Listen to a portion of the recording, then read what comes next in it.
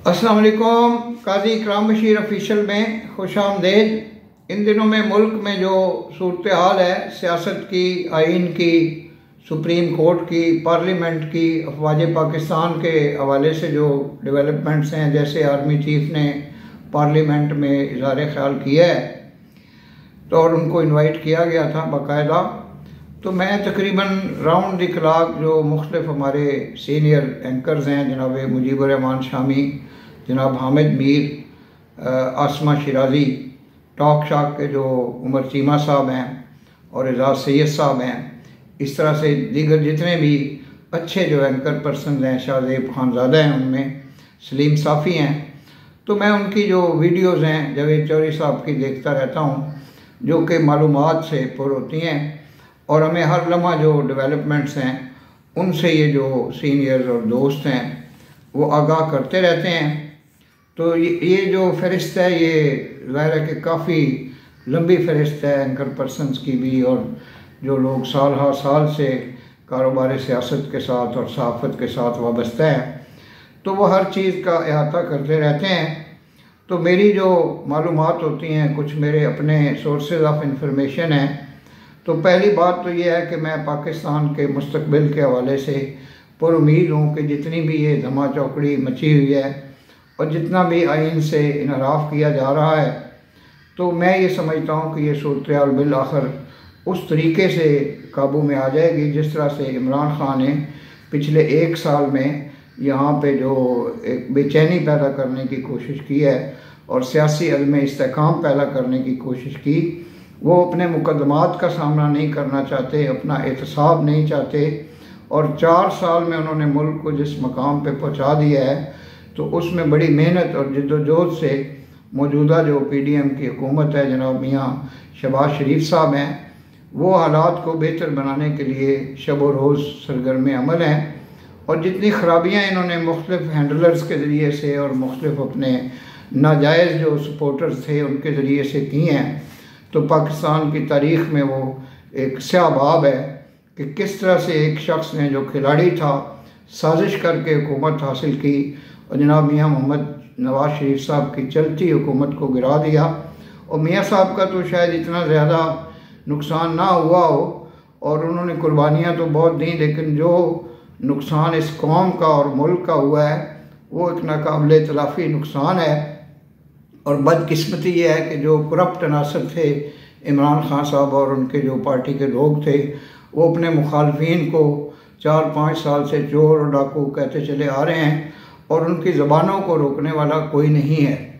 ये मुख्तलिफ जो इनके सपोर्टर्स हैं, दाएँ बाएँ आगे पीछे, मुख्तलिफ गैर मुल्की आका हैं इनके, मुख्तलिफ ये जो गैर मुल्की फंडिंग इन्होंने हासिल की है, जो गैर मुल्की एजेंडे पे काम कर रहे हैं, तो पाकिस्तान को इन्होंने नुकसान पहुँचाने की हर मुमकिन कोशिश की है।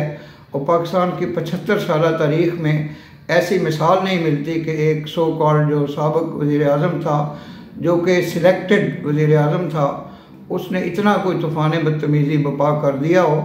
सियासतदान आते रहे, इख्तलाफ भी होता रहा, इख्तलाफ तो जमहूरियत की रूह है। इसमें जो अब सुप्रीम कोर्ट से मुतल्लिका जो तनाज़ा है वो इंतहाई जो है वो अफसोसनाक भी है। और कोई भी लफ्ज़ कहने से हम लोग जो हैं एहतियात करते हैं कि पाकिस्तान की जो अदालत उज़्मा है उसके वक़ार का मामला है। तो काश जो अदालत उज़्मा के जो 8 जज थे, जो ये बेंच बनाया गया है और जनाब उमर अता बंदियाल हैं, वो ख़ुद ख्याल करते कि अदालत उज़्मा का जो एक उनका जो वक़ार है उसका क्या तकाज़ा है। तो बदकिस्मती से अब ये कंट्रोवर्सी चल निकली है और उसका नुकसान उन्हीं को होगा जिन्होंने ये कंट्रोवर्सी जो है और इख्तलाफ जो है और जो तूफ़ान बदतमीज़ी बपा किया है।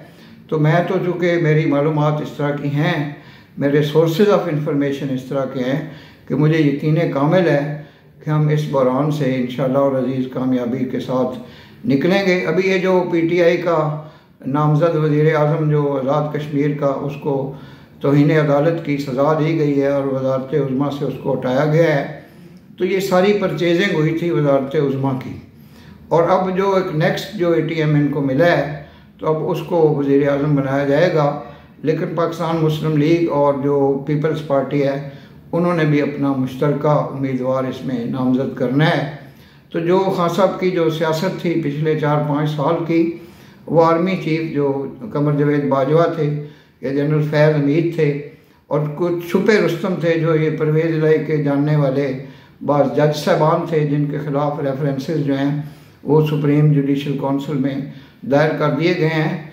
तो मैं इन सब मफाद परस्त और मफाद याफ्ता लोगों से ये अपील करता हूँ कि इनकी जो मराआत हैं और जो इनकी तनख्वाहें हैं और जो सहूलियात हैं उस पर इस कौम का अरबों रुपया खर्च हो रहा है, तो बराह करम इस कौम के हालत पे रहम करें और अपने जो फ़राइज़ मनसबी हैं उनको दयानतदारी से सरअंजाम दें।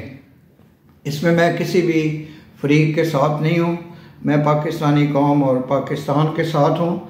तो मैं अपील करता हूँ और तवक्को रखता हूँ कि अल्लाह ताला जो है वो इसमें इंशाअल्लाह और अज़ीज़ दुआ करता हूँ कि बेहतरी फरमाएँ, और ये जो तूफ़ान आया हुआ है ये इंशाअल्लाह और अज़ीज़ जो इमरान खान साहब ने पहले भी नाकामियाँ हासिल की हैं पूरे मुल्क में और पिछले 11 महीनों में, तो उसमें इंशाअल्लाह और अज़ीज़ वाज़ेह नाकामियों का जो है इजाफ़ा होगा। और रियासत जो है वो बहुत सी चीज़ों को टॉलरेट नहीं कर सकती थी जिनको अब तक टॉलरेट किया गया है। तो आगे आगे देखिए होता है क्या, इब्तदाए इश्क है रोता है क्या, वमा अलैना इल्लल बलागुल मुबीन। नए आने वाले दोस्त काजी इकराम बशीर ऑफिशियल यूट्यूब चैनल को सब्सक्राइब करें और बेल आइकन को पुश करें। आपका बेहद शुक्रिया। पाकिस्तान जिंदाबाद।